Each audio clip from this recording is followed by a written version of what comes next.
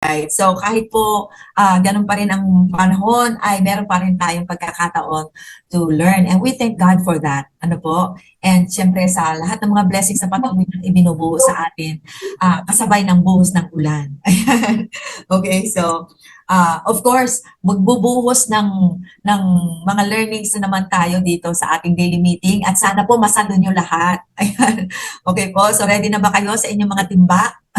Yun, siyempre yung ating mga timba, yung ating notebook at saka ballpen, ayan, o kaya yung inyong screenshot, ano po. So, ito pong lecture na to ay actually kinuha ko lang sa post ng Atomy Philippines. Siguro medyo matagal na to pero maganda pa rin pag-aralan, i-review. Ayan, so kung nakita nyo to one time siguro 2 years ago or 1 year ago, pero napakaganda. Ayan, so kinuha ko lang to doon sa kanilang post sa Atomy Philippines. Alright, so this is the traits of a successful atomian. Yan, mga katangian, mga kaugalian na meron ang isang matagumpay na atomian. So, siyempre, lahat po tayo gusto natin maging matagumpay, tama?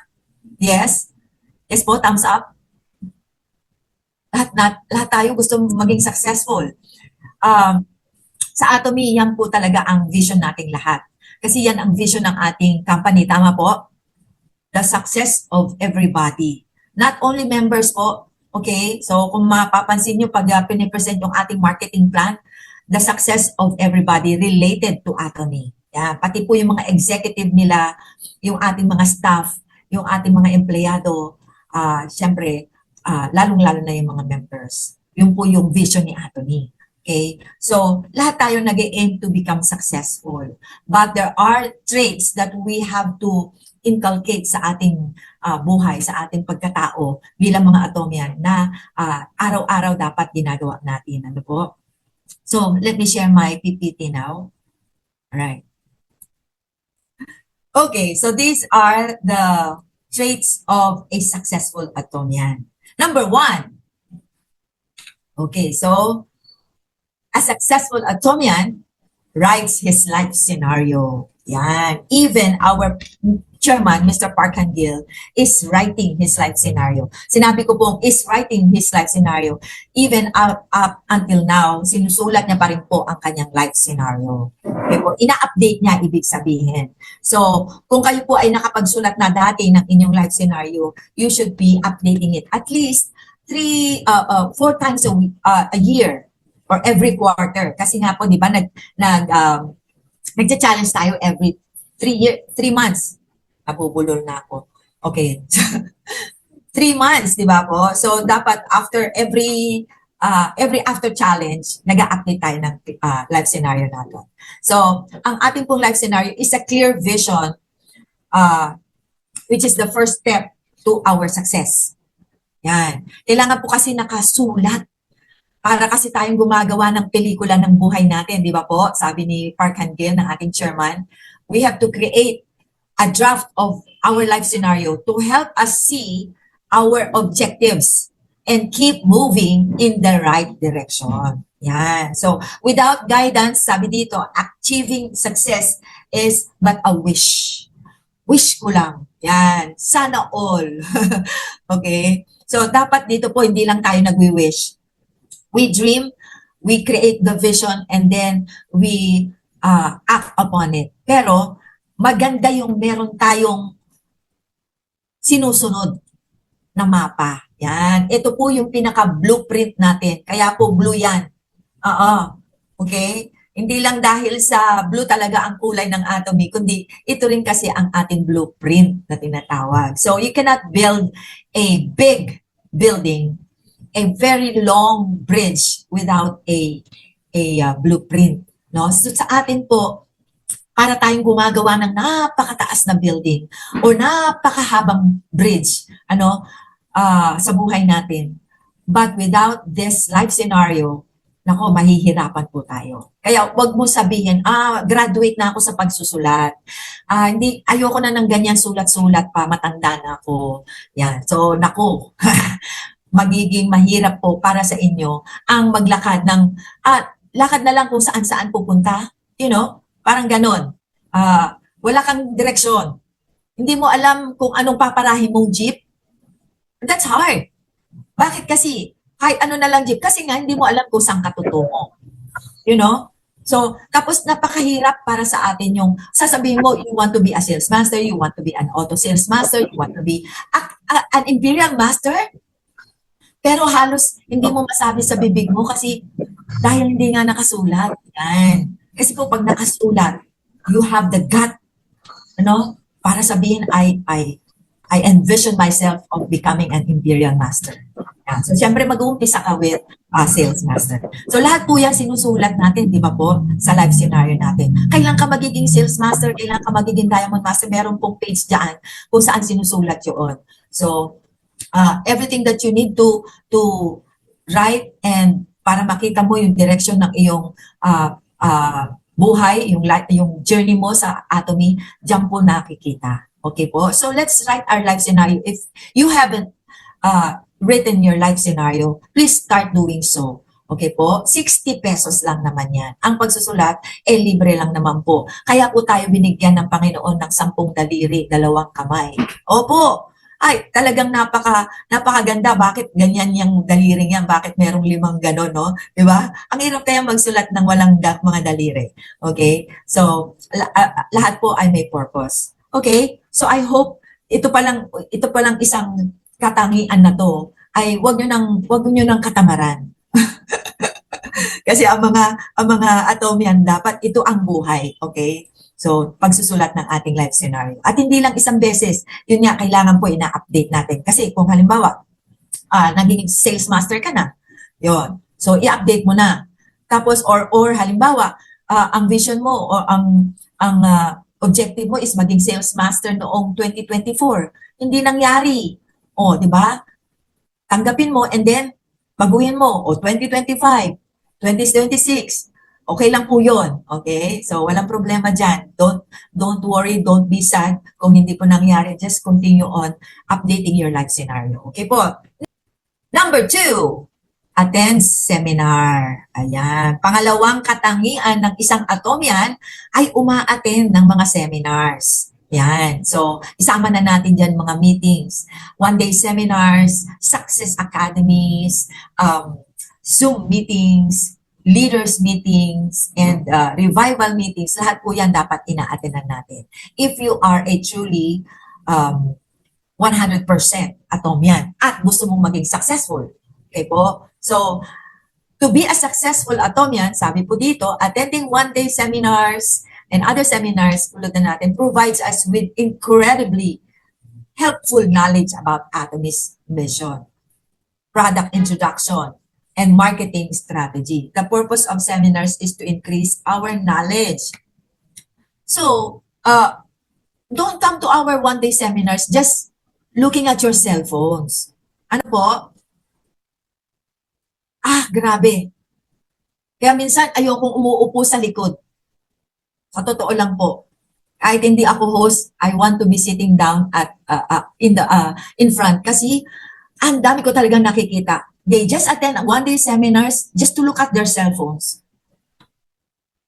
Hindi ko alam kung sinong tinetext nila. Kasi the purpose of coming to the seminars is to learn, di ba po? Is to add to our knowledge, increase our knowledge. Pero mo, our speakers have prepared months for them to give us a good lecture. Tapos we are not listening. Tapos sasabihin mo, di pa ako marunong mag-present ng product eh. Di pa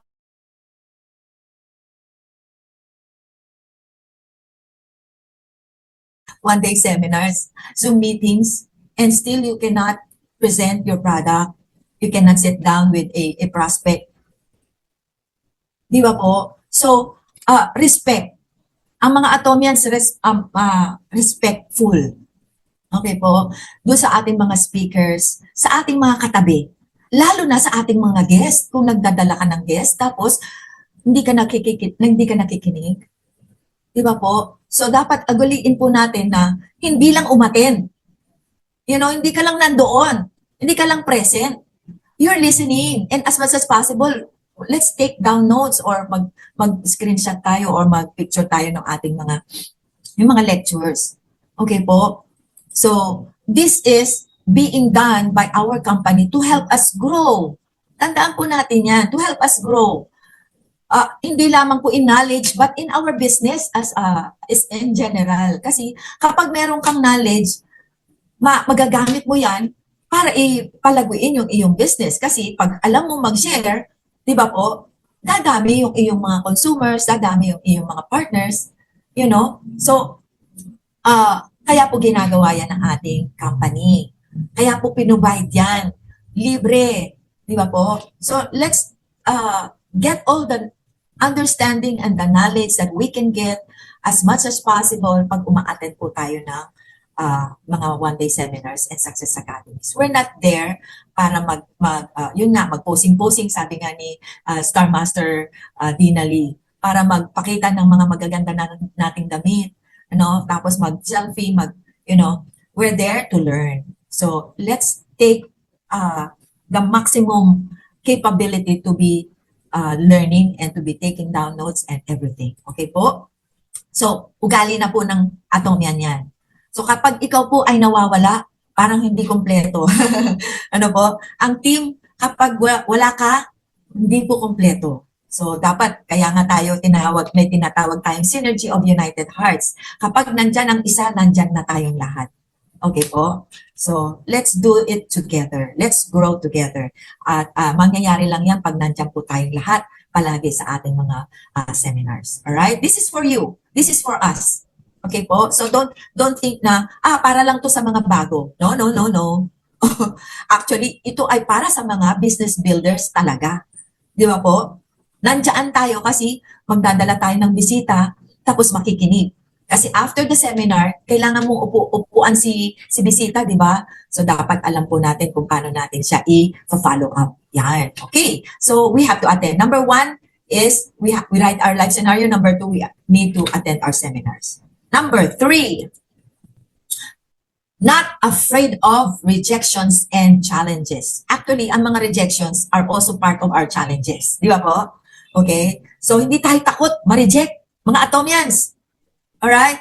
We see obstacles as chances to grow. Para po tayong boksingero. Yeah? Ang boksingero hindi takot matamaan. Tama po ba? Atomian ka, ginagawa mo ang business, tapos takot ka ma-reject, kaya ayaw mo mag-share, ayaw mo halos mag-flyering. Diba? Mag-flyering na lang, hindi ka na magsasalita, flyering lang, ayaw pa. Bakit? Para kang boksingerong takot masuntok? Hindi. Nandyan yan, alam niyang masusuntok siya. Pero lalaban pa rin yan. Ganun po ang Atomians. Yan. So, every challenge serves as a springboard to success. Yan. Parang, yan, alam niyo yung springboard, yung sinusuntok, pinagpa-practicean ng parang punching bag. Yan.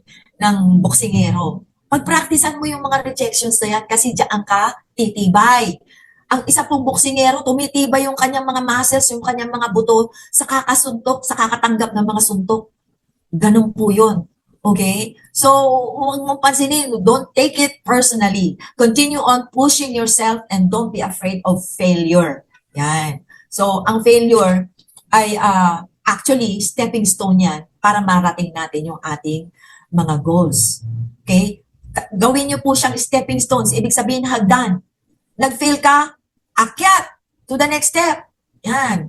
Sabi nga some will not. So what? Next! Yan, ganun po yun. Total, marami namang tao. Hindi pa saturated ang mundo. Okay? So, it's a necessary part of learning. Okay po? So, let's accept all those rejections and challenges and let's grow. Okay po? Tapos, step to the next level. Continue on. Kailangan lang natin talagang ma-challenge at ma-reject para po tayo ay matuto at mag-grow. Okay po? Huwag niyong pansinin yung mga nang-aalipos na sa atin, o kaya hindi namamansin sa atin. Pansinin niyo yung mga pumapansin sa atin. Yan.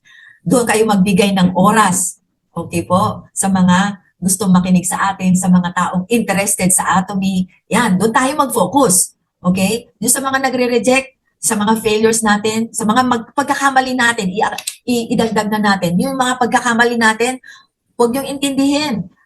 Gawin mo siyang lesson. Yan. Okay po? So, we are not afraid of rejections. We are not afraid of challenges. We are not afraid of failure and mistakes. So, let's continue on. Okay? Ganun po ang mga Atomians. Lumalakad, lumalaban, fighting! Yon. Kaya po, ang sigaw natin, adya-adya, yan po ang ibig sabihin niyan. Go, go, go. Forward, forward, forward. Yun po, parang mga sundalo. Kahit nasasaktan na yan, tutuloy pa rin yan sa laban. Okay po? Alright. So, number 4. So, number 3, not afraid of rejections and challenges. Okay. So, number 4, what? Believes in the atomy system. If you don't believe, ito po if you don't believe in the atomy system, ano ba ang kailangan nating paniwalaan sa atomy system? Na yung sistemang ito, pwede kang payamanin. Pwede kang maging imperial master. Yan po yun, yung sinasabi natin naniniwala tayo sa sistema ni Atomy. So, kung hindi ka naniniwala, this is not the business for you. Opo, paparangkahin ko na kayo. Kung hindi rin lang kayo naniniwala sa sistemang ito, we are just wasting our time. Okay po? So, customer success is Atomy's primary goal. The company holds a number of seminars, both online and offline, to help our members succeed, creates a fun system for success, and hosts a variety of cultural events to amuse and uplift Atomy's members who work tirelessly to achieve achievement.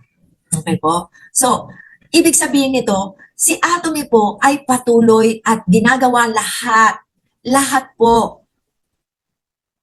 Kaya yung sinasabi natin na Atomy is already made, 99% already made.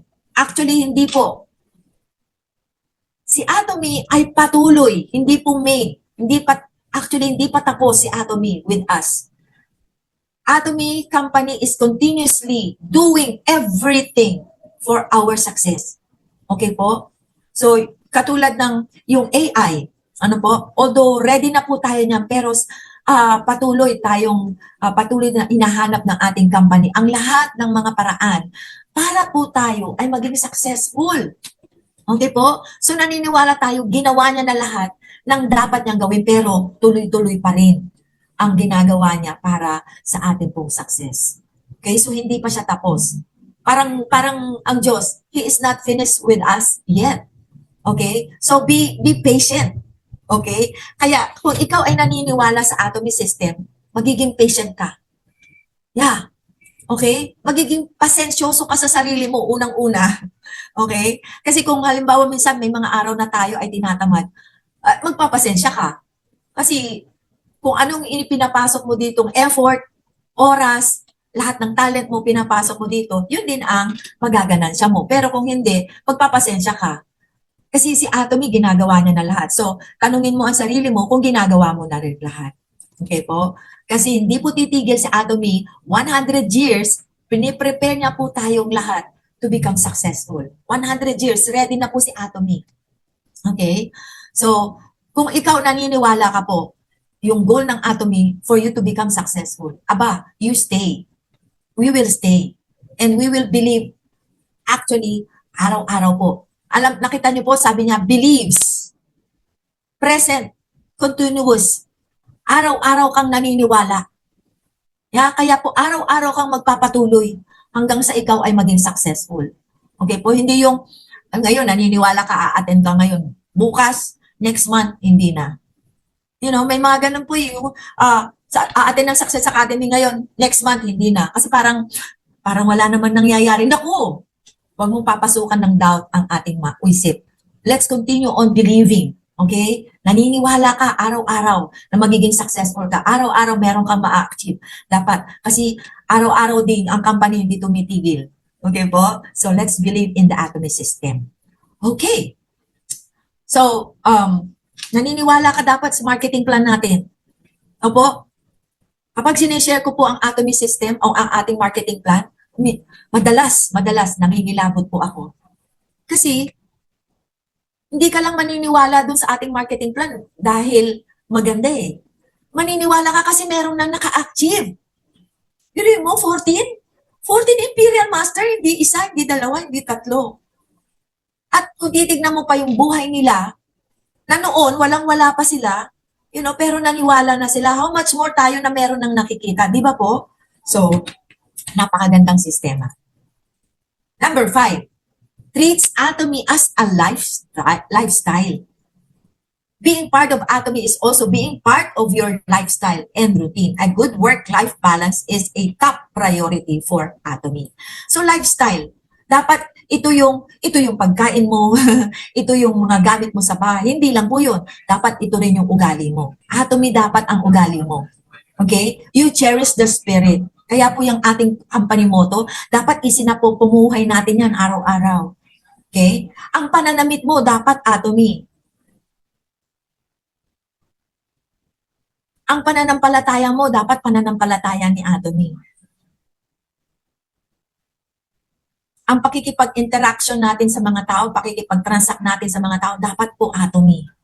Okay po? So, lifestyle dapat. Hindi lang, ang Atomy, hindi lamang produkto. Hindi lamang business. Yan. Okay po? Don't just treat it as a business. Don't just treat it as a product. Magandang product. It should be a lifestyle. Na kapag nagsalita ka, alam nila Atomian ka. Yan. Na kapag nanamit ka, Atomian ka. Meron kang pin.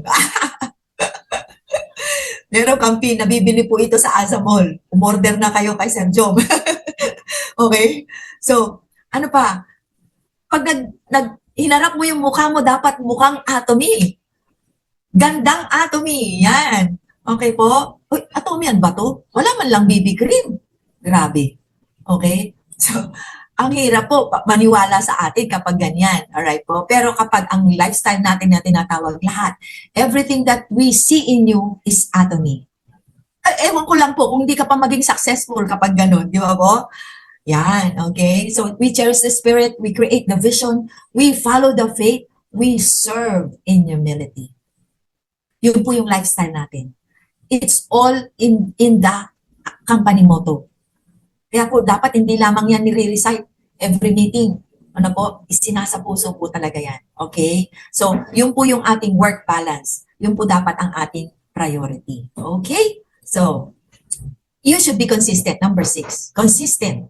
Alam niyo po, ang isang bato, kahit gaano katigas yan, okay? Ang Imperial Mastership, kahit gaano kahirap yan. Ang hirap, 972 sales masters. Wow! Di ba po? Libo ang kailangan mong business partners na kasabay na challenge in 15 days. Pero kung consistent ka, katulad ng isang matigas na bato kapag pumapatak kahit na isang patak lang ng tubig ulan. Pero consistent na pumapatak 365 days a year. Pumapatak, mawawasak po yung bato na yan. Yes, ganun po ka-powerful ang pagiging consistent. Achieving success takes time and effort. Huwag mong isipin, in 3 months time, sales master ako. In 1 year time, auto sales master ako. No, mas maganda po kapag ginagawa natin yung ating business ng tamang pacing lang, pero consistent. Yan. Huwag kang magmadali. Hindi kailangan madali ng mga bagay-bagay, lalo na kapag ito'y napaka taas, napaka layo, okay? Pero kapag consistent ka, makakarating ka pa rin po kahit maliliit na steps. Continue to put up consistent work, whether you're developing yourself and your business. Now, nakita niyo po, developing yourself or your business. Yung business po natin libre. Wala tayong inilabas na malaking pera. Okay? May inilabas man tayo, pinambili natin ng ating gamit sa bahay, sa sarili. Pero you know what? Yung pagde-develop ng sarili natin, this is what so many people are missing when they're doing business. Okay po? Yung mag-i-invest ka sa sarili mo, this is the most important, vital, crucial, lahat na part of doing a business. Dapat i-develop mo yung personality mo. Dito ka mag-invest sa sarili mo. Kasi people will look for you kapag ini-enhance mo ang sarili mo. Hindi lamang yung mukha, hindi lamang yung knowledge, okay? Yung attitude, yung personality, diyan ka po mag-invest. Nako, mas maganda po ang tatakbuhin ng ating business kapag nag-invest po tayo sa sarili natin. So, develop yourself as while you are developing your business. You will see na mag-grow talaga ang ating business. Okay po? Be consistent. Let's be consistent. Alright, number 7. Are we in number 7? Okay, yeah. Number 7, persevering. Okay, persevering.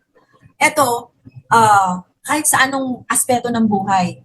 Alam niyo po yung mga taong grasa, yung mga, ang tawag doon, namamali mo sa kalsada. Grabe, kapag titignan niyo po sila, araw-araw silang bumabangon. Walang pagkain, walang trabaho, walang pamilya, pero nagpe-persevere. Pero mo, meron akong alam na taong grasa, lumipas ang pandemic, buhay pa din eh. Hanggang ngayon. Okay? So, tapos ikaw, kumpleto ka, meron kang business, meron kang pamilya, meron kang church, meron kang mga sponsors, meron kang business partners, and yet, parang minsan nawawalan tayo ng pag-asa. Tapos parang gusto na nating mag-give up. What? Di ba po? So, everybody has challenges throughout life. Grabe, kahit po yung mayayaman, may mga challenges. Pero, pag magpapatuloy po tayo, kasi importante yan, sabi, it's very crucial to overcome. Perseverance is crucial to overcome any challenges you face and enhancing your life and the lives of people around you, even though some are more difficult than others. So, sa business po natin na to, sabi ng isang Crown Master, if I'm not mistaken, sabi niya, ang business natin ay para tayong nakikipag-transact sa mga taong iba-iba ang kulay. Rainbow. Rainbow po. Okay? So, dapat kahit anong mangyari, kahit sino ang mga kasama natin, sinong mga kausap natin, okay. So, magpapatuloy lang po tayo. Okay? Kahit ano pong mangyari, tuloy-tuloy lang. Ito, pag sinabing perseverance, dapat sasamahan mo to ng long suffering, ng patience. Okay? Kasi hindi ka magpe-persevere kapag wala kang patience, wala kang long suffering, okay? Wala kang forbearance. Yan, mga virtues po ito na talagang ituturo sa'yo kapag ikaw ay gusto mong maging successful. Okay po? So, let's overcome challenges. Let's overcome. Kaya po natin ito. Alright? And then last. Okay, last. Long-term focus. Long-term focus. Ang hirap pag meron kang ginagawang isang bagay. Tapos, pag ganun-ganun ka, no? Kaya yung kabayo po, nilagyan ng, anong tawag doon? Nilagyan ng ganyan. Kasi, kailangan nakafocus siya dun sa pupuntahan niya. Ayaw nung nagmamaneho sa kanya na patingin-tingin siya ganon. Okay? So, dapat tayo po ganon. Dapat hindi lamang po ganyan ang nakalagay sa atin. Dapat wall. Wall. Okay? So, para walang istorbo. Okay?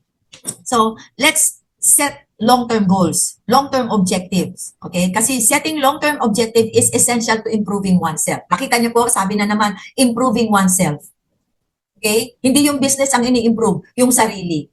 Kasi kapag hindi ka consistent, hindi ka perseverant, hindi ka patient, hindi ka wala kang long suffering, hindi maganda ang attitude mo toward things, toward people, madidefocus ka talaga.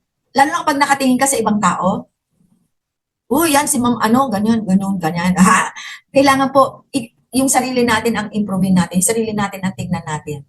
Kasi yung iba, normal, nakatingin talaga sa atin. Okay? So, they assist us, sabi dito, yung mga objectives natin, yung long-term objectives natin, they assist us to stay focused on our goals and offer us something to aim for. Setting long-term objectives aids us in determining the course of our lives and profession.